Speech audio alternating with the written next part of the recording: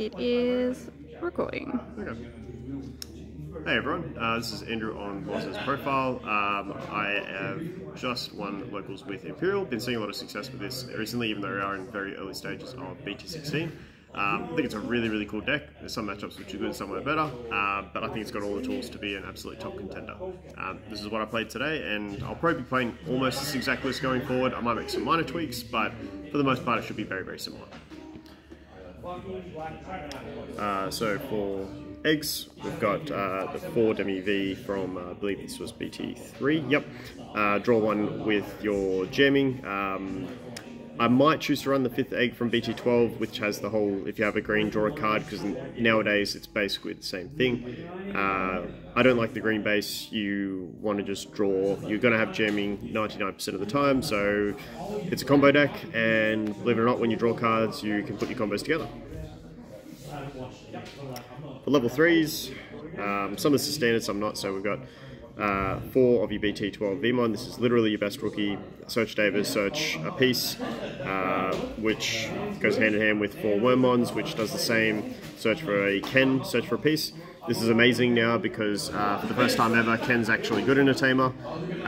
All the other Ken tamers have pretty much been garbage for the whole time. The old school one in BT8 was okay, but not really. It was better in armor. 3 promo Veemon. This is one of your best ones to come off of the tamer, depending on what stage of the game you're at. If you've already got your pieces, you want to bring this one down. If you don't have your pieces, you want to bring down the searches. This allows you to do some really cost-effective combos. So you can do a lot with very little memory, as well as amazing draw power. So once you're into your level 5s, you just drawing. This in combination with the Stingmon, you know, you'll usually have Imperialdramons, which will draw 3, then draw 2. It's actually very good. Further to that, we've got 2 structure deck and 9 Veemons. So this is not as good as your original searches, but I did find that 8 searches wasn't quite enough. I always want to have a level 3 that I can bring down off of the dual tamer that searches if I need to, and it just, you know, you need to see your pieces, so having things that find your pieces is very good. We've got 1 of the new BT16 Veemon. This card is horrendous at the start of the game and becomes a little bit better at the later game. So once you've got tamers coming down for free, you can combo it to start getting some memory. The 2000 DP does come up for certain matchups where you need to beat over a certain threshold, but I don't think it's good at any higher than 1 in Imperial. I feel, you know, might get proven wrong in the future, but at the moment I feel like it just doesn't do what you need. When you start off with this is not search. It doesn't get you to combo pieces. At best, it draws 1 card. It doesn't draw. It doesn't combo. I think it's a bit overrated, but I do like it at 1. Similarly with the Wormmon, I think this is actually a really good card, but again, it's not effective until the mid to late game. So seeing multiples of this doesn't really do much for me. I think suspending 1 thing with the inheritable is almost useless because Imperialdramon will basically suspend their whole board anyway, so this basically almost never comes up. There's very niche scenarios, but yeah. The main thing I like to combo this with is, in particular, if you have a tamer on board and you bring down this Veemon, or you already have it, you can use Wormmon to reduce the cost, evolve something from trash for less than 1. You can reduce it as well, so you can often go into a Veemon or a Stingmon from trash for 0. And that's it for the rookies. There's quite a few. I believe that is 15 rookies, I think it was. For champions, look, nothing too spicy here. 4 BT12 X Veemons. I used to always traditionally prefer the EX1 Veemon because you get the cheeky little poke with the jamming. In today's day and age with aces everywhere, that is just not particularly relevant anymore, so you really just want to go with the memory line. They both give jamming, which is why DP boosts are kind of irrelevant, and yeah, just a very good card. 4 structure deck Stingmon. You could run 4 of the BT12 one, which, because memory is great, but drawing is even better in my opinion. Drawing gets you into Hammer Sparks, gets you into the pieces you're missing.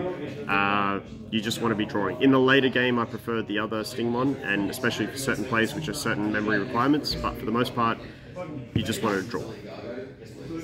So in addition to that, we do have 2 of the memory Stingmon. The piercing's okay, comes up here and there, though often you're bottom decking your opponent's stuff anyway, so it's not super relevant. But the memory gain is obviously nice, and just having 6 Stingmons is obviously nice. Similarly, we pair that with 2 EX1 X Veemons, still gives the jamming. You've got 6 blues, that gives the jamming. That's its only real purpose now. Every now and then you might get a sneaky check-in with jamming, but it's just nowhere near as easy as it used to be. That's it for the 4s. new star of the show, BT16 Imperialdramon. Suspend your opponent's whole board as long as you've got the same or more materials, and more importantly, locks them out regardless of whether it suspends them or not. Your opponent can't unsuspend their Digimon until the end of the next turn, which is an incredibly strong lock. It's an aggressive deck that has a incredibly strong lock, which just kind of is interesting. It gives it both tools. It'll unsuspend if it can't unsuspend something, and most importantly, of course, is partition. So now you've got resilience to removal effects, except for battle, and battle's kind of covered by your ace anyway. So they really did give this deck a lot of tools it needed to be good. We've got 2 Structure Deck 9 Imperialdramons. That's just another 2 Imperialdramons that are going to do it for 2 swings. You're always going to want to go for BT16 if you can, but yeah, you always want to have a good level 5 to go into, and this is usually the one to go with. And then we just run one of the Veemon from BT12. I dropped BT12 Imperialdramon because I just find that in theory it was very good, and in practice it just wasn't. You still get your potential trash effect with Dynabee, you get a DP boost. It just seemed to be the better tech for certain niche situations. So you do this first and then go into a Dragon Mode, for example. That Dragon Mode's going to be at, I believe, 15,000, and you can't do that with any other one. And that's it for 5s. For 6s, got 3 of our new Dragon Mode, incredible Dragon Mode. This is arguably one of the strongest floodgates you've got, because whenever your opponent does something big, you're always threatening that the ability that if you have a tamer, that you can go into a fighter mode from hand, whether that's BT12 fighter mode or the ace. Either way, you're threatening to do that. So if they move up with a Patamon in Vaccine, and they digivolve into a Rapidmon, after that's resolved, you can then do this, bottom deck their stack. If it's Fenrir Lugamon, you wait for them to summon anything from any of their dogs, or even if someone uses a training card. So it's a very, very oppressive card. Also has a restand as long as you can suspend one of their tamers or Digimon, and it can lock down a tamer. So they really made every effect of this card very, very strong. I might even up this to 4, because I feel like every time you've double swung with your Imperialdramons, you really want to be popping a Dragon Mode on top afterwards. So I'll have to see how it goes, but I think I might run this at 4. We've got 3 Fighter Mode Ace, which of course is amazing. It gives your 5s a lot more protection because they run the risk of that 8,000 becoming a 13,000, and more likely than not, it's going to bottom deck one of their Digimon. Anything that has the same or fewer materials, so even if it's way stronger, higher DP, immune to destruction, it's still going to get rid of a lot of their things. Still gets 2 checks, basically all unsuspends at the end of attack, and if it has Dragon Mode, it's got an additional effect, it's okay. But really, really good addition to this deck. It makes, yes, finishing on a 5 just much, much better, because your opponent always has to run the risk of whether you've got the ace or not. 1 BT12 Fighter Mode. This is the one that can bottom deck your opponent's whole board if you've set it up right, if you've stripped all the materials, if you've suspended, which the new BT16 does really well. I find that the setup means that this is not live as much as I'd like it to be, and more often than not, I'd prefer the ace to be in my hand than the BT12. I may change my mind on that in the future, but I'm quite happy with this ratio for now. And that's it for the Digimon. So, lastly, we've got our new tamer, Davis and Ken. This tamer is ridiculously good. You always want to open it.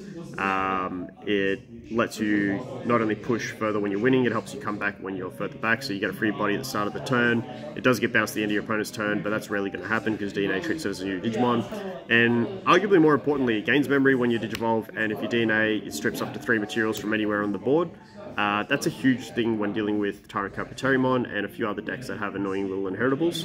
And it also helps your Imperialdramon suspend things, because you can resolve this first, reduce their materials by X amount, and then the Power will then check how many they've got to suspend. So it's an incredibly synergistic deck. It's the first time I feel like the BT3 Davis has been kind of knocked off as the best tamer for this deck. Speaking of which, we still run 2 BT3 Davis. Memory Setter generally adds 2. You kind of take it on a needs basis here. Like, if you really need pieces, if they keep choking you, it's great to play. If you find they're not doing those 2 things and you're finding your pieces, you don't always need to play this Davis anymore. The deck now has just an incredible amount of memory gain, so it's not as bad. And also, of course, your BT12 rookies have a lot of end of turn effects, so you don't always have to keep it on your turn initially. Anyway, that's our tamers. And then the last 3 cards, so I've gone back to 2 Hammerspark. I originally had 0, then 1, now 2. I found that there was just plays that I kept being like, gosh, I wish I just had one more memory. I need one more memory to do this play. So I figured, hey, look, why don't we just put Hammer Spark back in? There was certain pieces which weren't performing anyway, so we popped that through. And I've been loving it. Obviously, Insecurity, gain 2 memory isn't a fantastic effect. You got a lot of things which are immune to removal now, but gaining 2 memory is enough to pass a turn often, or that they auto screw with the combo they were looking for. And then, yeah, again, it might be the difference of being able to, they give you 3 memory, you can play it, and then you can go to 4, play Davis without passing the turn, try and find the good pieces. I really, really like it. I can't see myself dropping it anytime soon. And then very last card, just 1 Megadeth. So I did drop the Gigadeath. I liked it to an extent, but even when it did a lot of like a high impact play, passing, like giving 9, putting them at 5, 6 or 7, just felt like it also just gave them the out to get back into the game anyway. So I figured I'd rather spend that memory trying to set up BT12 fighter mode to do the same thing. And then Megadeth just for the off chance of spot removal.